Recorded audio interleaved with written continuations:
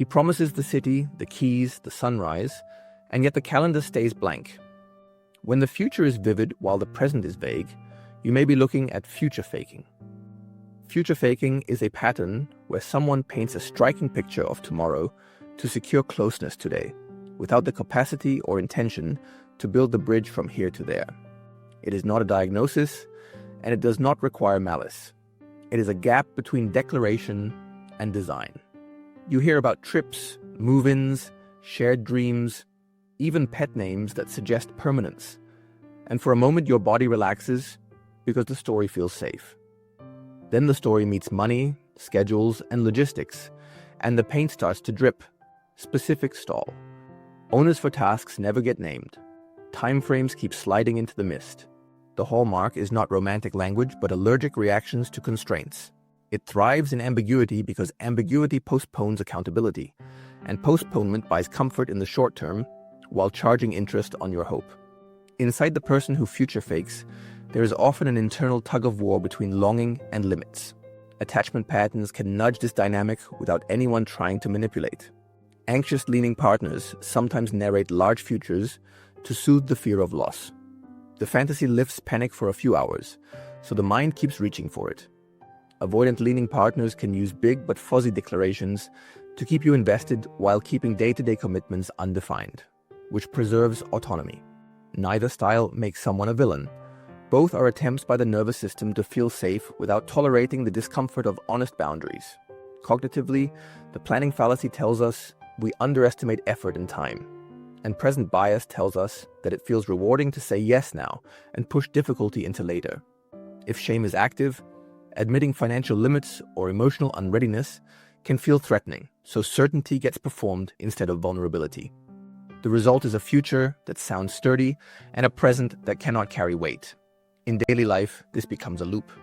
There is a surge of closeness, and that surge invites a declaration. You are told about a winter by the sea, a spring move, a business together, a ring by autumn.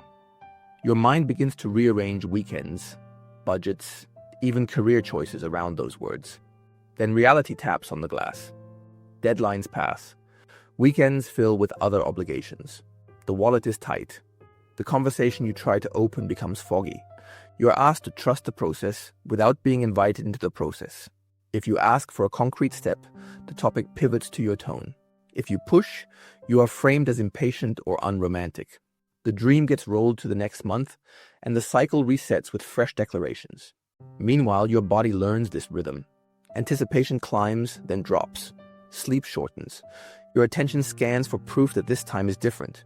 You toggle between generosity and self-protection, between giving grace and taking notes. Nothing dramatic needs to happen for the bond to feel thin. Repeated ambiguity is enough.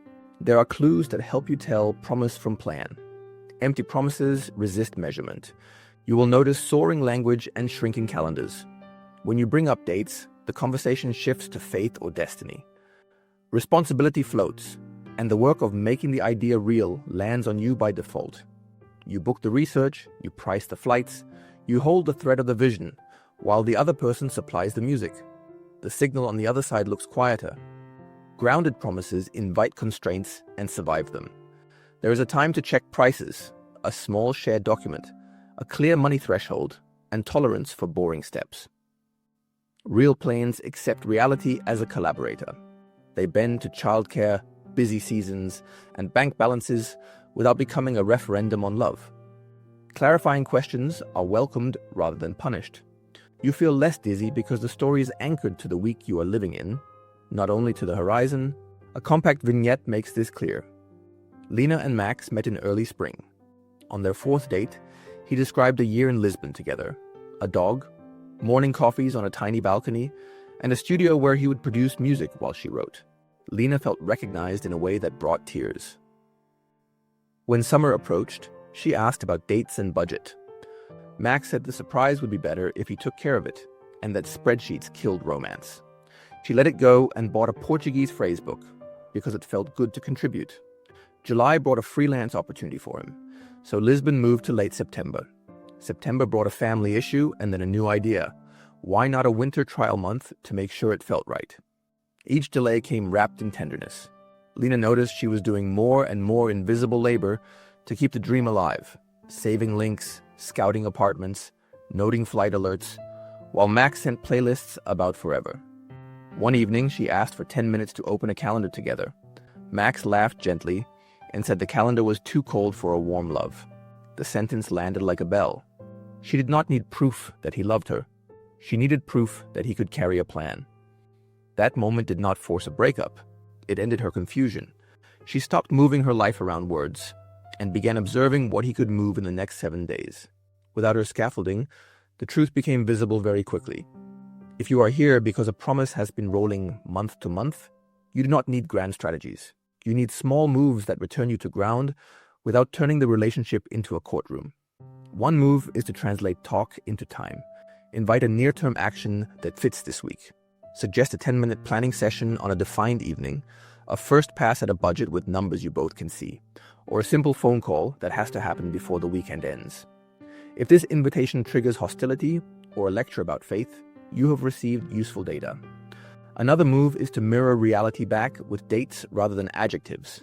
Say that the trip was first imagined in May, revisited in July, then rolled to September, and is now being considered for winter, and that you would like a shared rule for how ideas graduate from wish to commitment. A final move is to protect your horizon. Do not cancel your lease, delay a job decision, or reorganize family plans around a project that nobody is building today. You can stay connected while you stop subsidizing the fantasy with your time, money, or emotional bandwidth. This is not an ultimatum. It is stewardship of your life. When the pattern has been running long, doubt and fog are common. Hope is not a weakness here. It is evidence that you care. If requests for clarity are interpreted as a lack of love, widen the circle. Speak with someone steady who will not inflame the situation. A wise friend, a therapist, a coach, or a trusted family member can help you reality test without shaming you or your partner. If you share finances or housing, consider a quiet consult with a professional who can map options and risks. If conversations escalate, exit early and resume when nervous systems are cooler. If there is a trauma history, your body may react harder and faster to ambiguity. Respond with extra care rather than extra pressure. Eating regularly, sleeping enough, and moving your body are not trivial in this season. They are the conditions under which discernment becomes possible. If you feel compelled to gather notes, keep them neutrally. Dates and decisions are more useful than interpretations because they anchor memory against the haze of repeated resets. It is also true that sometimes the person who has been future faking can grow. Growth is not a speech about growth. It is visible in a handful of behaviors that repeat over weeks. They accept constraints without turning them into drama. They tolerate the discomfort of admitting limits. They co-own the plan and let reality edit the dream. They do not punish you for wanting to know what happens next Tuesday. If you see those behaviors consistently, the relationship can feel safer even before the big outcome arrives. You do not need perfect follow-through to relax. You need a process you can trust and a partner who can bear the friction of clarity. If you are the one who notices that you sometimes make grand declarations, there is a kind and practical path back to honesty. Shrink the horizon until you can place your feet. Replace, "We will move in spring," with, "I want to explore that, and this week I can gather rental prices for 10 minutes on Thursday." Replace, "I promise we will travel soon," with, "I want that, and I cannot fund it this season. Here is what I can do instead." Tell the truth about money, capacity, and fear. Let your partner see the real constraints, not because it is romantic, but because it is reliable. Romance that is reliable is warmer in the long run than romance that is loud. None of this requires cynicism. It asks for the courage to let reality have a vote. The dream can stay. It just needs a calendar, a budget, and two people who can carry small steps without turning those steps into a referendum on love. When your partner says the calendar is cold, you can remind both of you that warmth grows in rooms where trust is not measured by how far you can throw words, but by how gently you can set them down and pick up a shared task.